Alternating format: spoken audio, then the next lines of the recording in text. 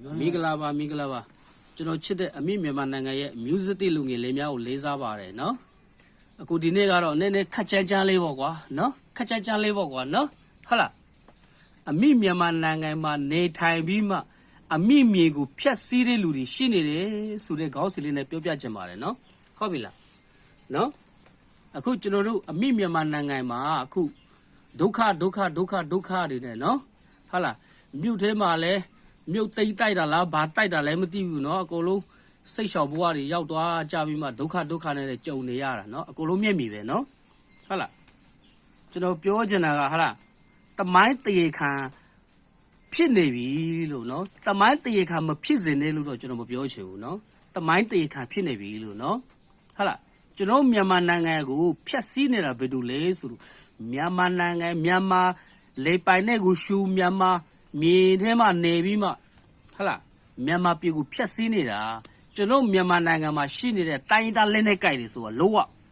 ဟုတ်လားလက်မခံလို့မရဘူးနော်မြန်မာနိုင်ငံမှာတည်ရှိနေတဲ့တိုင်းသားလက်နဲ့ကြိုက်တဲ့မြန်မာနိုင်ငံကိုဖျက်ဆီးနေတာလို့နော်ဟုတ်လားမြန်မာနိုင်ငံကိုဖျက်ဆီးနေတာဘယ်လိုလဲဟုတ်လားမြန်မာတတ်မတော်မဟုတ်ဘူးနော်ကျွန်တော်ဒိတ်ပြောမယ်မြန်မာနိုင်ငံမှာရှိနေတဲ့တိုင်းသားလက်နဲ့ကြိုက်တယ်ဖြစ်တယ်လို့မြန်မာနိုင်ငံကိုဖျက်ဆီးနေတာနော်ဟုတ်လားမဟုတ်လားကိုယ့်ကိုစဉ်းစားဟုတ်လားဟုတ်လားမဟုတ်လားမြန်မာနိုင်ငံကိုဖျက်ဆီးနေတာဘယ်လိုလဲလို့နော်ဟုတ်ပြီလား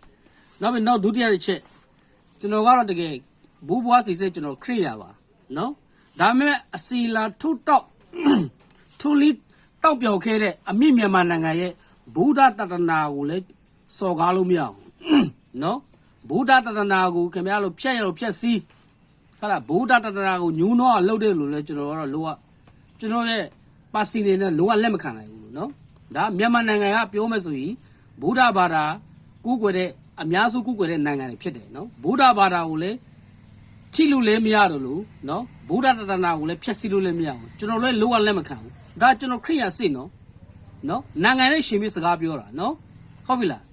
ကျွန်တော်မြန်မာနိုင်ငံမှာအခုဒုက္ခိတတွေအခုအများကြီးစိတ်ချောက်တန်းကနာလင်းကားတာရောက်သွားတာဘယ်သူကြောက်လဲလို့နော်တေခါဘယ်သူလဲကျွန်တော်ဒိတ်ပြောမယ်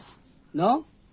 တိုင်းသားလက်နဲ့ကြိုင်တွေဖြစ်တယ်လို့နော်ကချင်ကြရကြီးချင်းမူရခိုင်ပါညာပေါ့တိုင်းသားလက်နဲ့ကြိုင်တွေကြောင့်ငါတို့အမိမြန်မာနိုင်ငံအခုလိုဒုက္ခိတခက်ခဲတဲ့ဘဝတွေဟုတ်လားရောက်သွားတော့မြန်မာတတ်မတော်ကြောင့်မဟုတ်ဘူးလို့နော်အများကြီးမပြောချင်ဒါပဲကွာနော်ဟုတ်လားဒါပဲပြောချင်တယ်